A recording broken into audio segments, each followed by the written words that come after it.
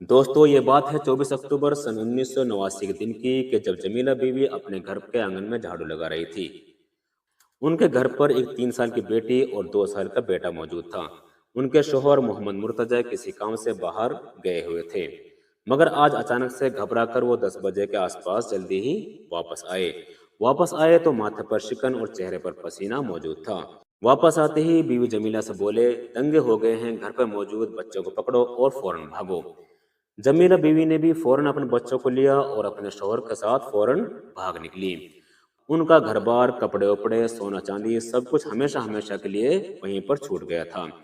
अफसोस की बात तो ये थी कि ये कहानी सिर्फ इस एक परिवार की नहीं थी, बल्कि 24 अक्टूबर 1989 के दिन या फिर इसके अगले ही कुछ दिनों में बिल्कुल ऐसा ही मामला या फिर इस जैसा मामला दर्जनों फैमिलीज के साथ और हजारों लोगों के साथ हुआ था।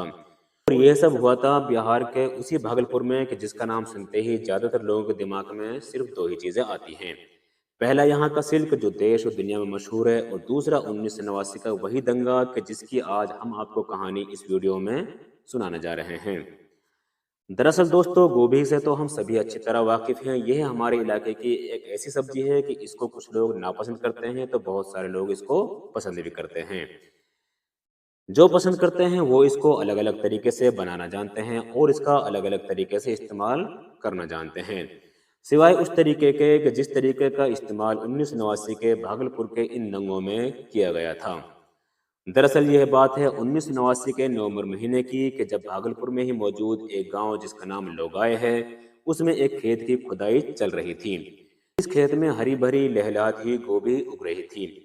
मगर परेशानी की बात यह थी कि इस खेत को गोभी की वजह से नहीं खोदा जा रहा था, बल्कि खुदाई के बाद गोभी के नीचे से इस खेत के अंदर से बच्चों के बालों में लगाए जाने वाले छोटे छोटे लाल रिबन निकल रहे थे।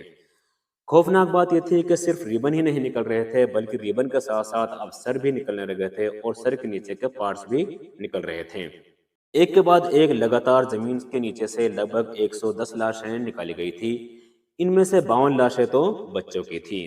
रिपोर्ट्स बताती हैं कि लोगाई नाम के इस गांव में 25 के करीब परिवार रहते थे और 4000 की दंगाई भीड़ ने इन सभी को लगभग मौत के घाट उतार दिया था।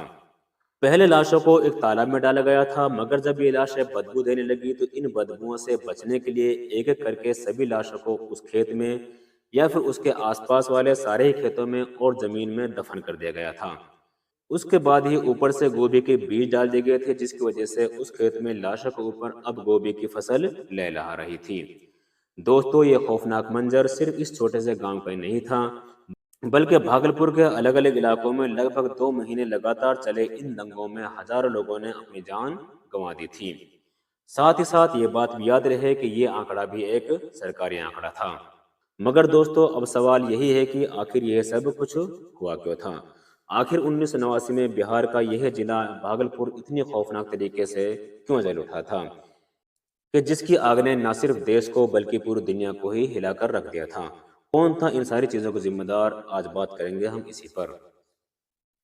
और साथ ही सवाल तो यह भी बनता है कि आखिर भागलपुर के 1989 के दंगों को हमारे देश में क्यों बुला दिया गया है। क्योंकि देखने वाली बात तो यह है कि कागजी तौर पर यानी ऑन रिकॉर्ड भागलपुर के इस हादसे को और इस दंगे को आजाद भारत के इतिहास में सबसे खतरनाक और खौफनाक दंगों में से एक दंगा माना जाता है। मगर इसके बावजूद भी इसको न जाने कहाँ गुम कर दिया गया है और आज के दौर में कोई भी इस पर बात नहीं करता। जबकि हैरानी की बात तो यह है कि यही वो हादसा था जिसने भारत के एक मशहूर स्टेट जिसको बिहार के नाम से जाना जाता है, उसकी राजनीति को पूरी तरह से बदल कर रख दिया था। मुसलमान जो हमेशा से ही कांग्रेस का वोटर हुआ करता था, वो कांग्रेस से नाराज हुआ, जिसकी वजह से कांग्रेस बिहार से लंबे वक्त के लिए रुखसत हो गई। बदले में वहां पर उदय हुआ एक ऐसे नए, ताकतवर और मशहूर लीडर का कि जिसको आज के दौर में हम सभी लालू प्रसाद यादव के नाम से जानते हैं। याद रहे दोस्तों, ये वो दौर था कि जब बाबरी मस्जिद और राम मंदिर के मैटर को लेकर भारत के अलग अलग इलाकों में माहौल गरमाया हुआ था। ऐसे ही दौर में 1989 अगस्त के महीने में भागलपुर में एक जुलूस निकला था। ये जुलूस था लोक देवी विषधरी माई का जुलूस, जो वैसे भी हर साल निकला करता था, लेकिन उस साल जुलूस में दंगा होते होते बचा था। इसके बाद अक्टूबर के महीने में रामशीला नाम का एक जुलूस और निकला था, जुलूस के रूट पर प्रशासन ने मोहर लगाई और 2 महीने पहले हुई घटना के चलते पुलिस का एक बड़ा दस्ता भी इस जुलूस के साथ था। फिलहाल 24 अक्टूबर को तय वक्त पर जुलूस निकला और जब जुलूस मुस्लिम बहुल इलाके में पहुंचा तो हालात खराब हो गए।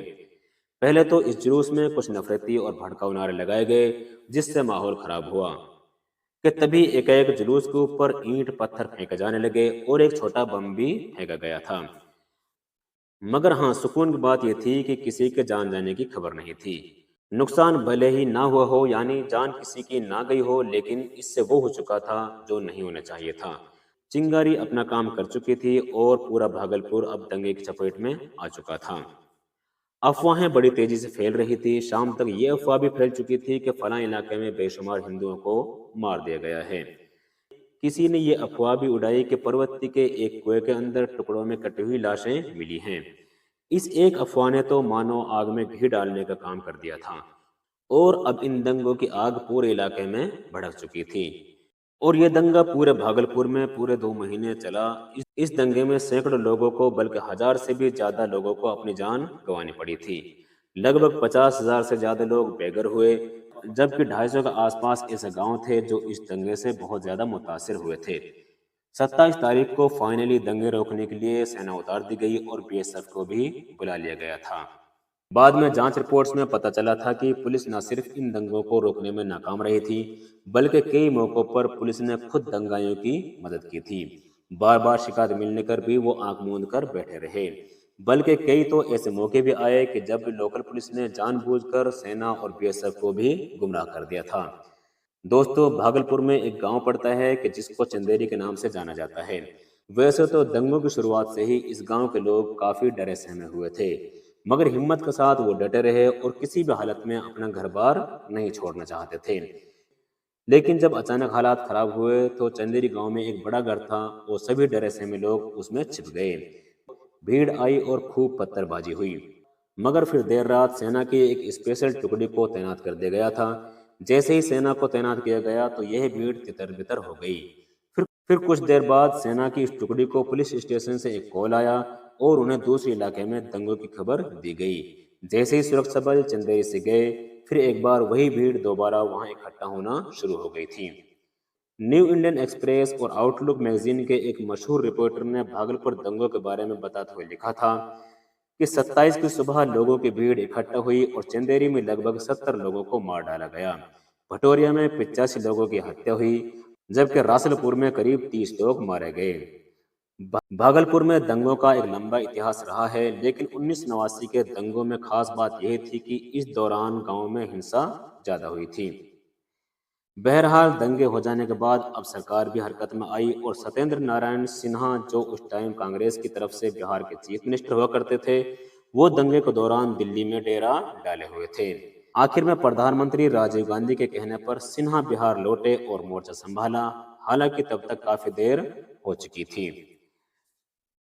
दूसरे दंगों की तरह इस दंगे की भी एक जांच बिठाई गई और ये जांच भी कोई एक बार नहीं बल्कि कई बार की गई थी।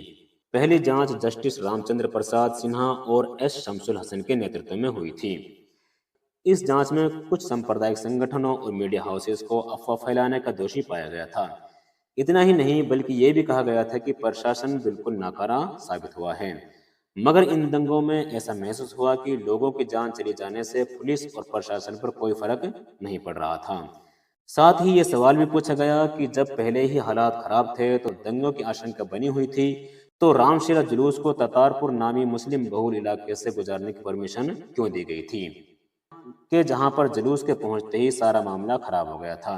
साथ ही साथ जिला प्रशासन के भी कुछ अधिकारियों को प्रशासनिक चूक का जिम्मेदार ठहराया गया था। साथियों, इसके अलावा जस्टिस आर एन प्रसाद की अध्यक्षता में एक और जांच हुई। उनकी रिपोर्ट्स में भारत के मुसलमानों को नसीहत दी गई थी कि अगर भारत के मुसलमान चाहते हैं कि हिंदुस्तान के अवाम उन पर फिर से भरोसा करना शुरू करे, तो आपको आईएसआई एजेंट्स के साथ रिश्ता तोड़ देना चाहिए। दोस्तों, ये दंगा लगातार 2 महीने तक चलता रहा, मगर इसके बावजूद भी जस्टिस आर एन प्रसाद ने उस वक्त की सरकार को क्लीन चिट दे दी थी।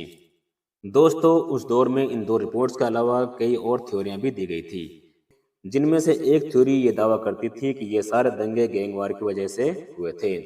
न सिर्फ हिंदुओं में बल्कि मुसलमानों में यानी दोनों ही धर्मों में अलग अलग कई बड़े बड़े गैंग पाए जाते थे और ये गैंग उस वक्त भागलपुर में सक्रिय थे और इन्होंने ही इन सारे दंगों में एक बड़ा किरदार अदा किया था।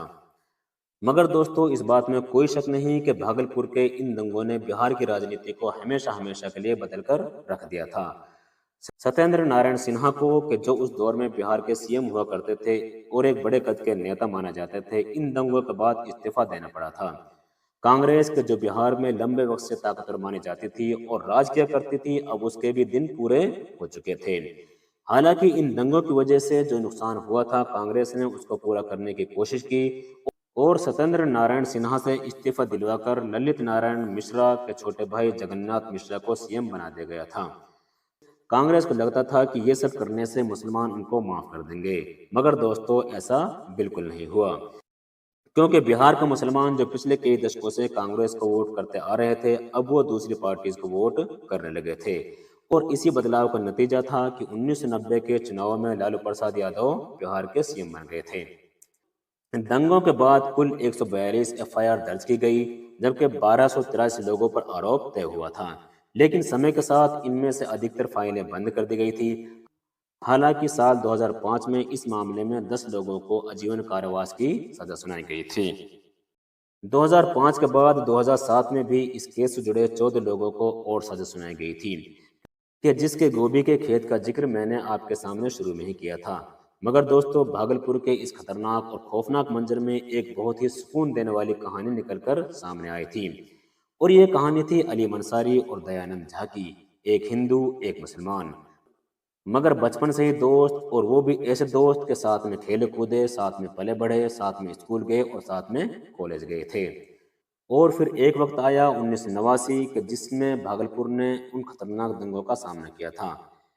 अली मंसारी के जो अपने गांव में फंस गए थे, उनके घर पर बूढ़ी माँ थी कि जिसके लिए दवाइयाँ चाहिए थी, साथ ही साथ छोटे छोटे बच्चे थे जो दूध मांगा करते थे।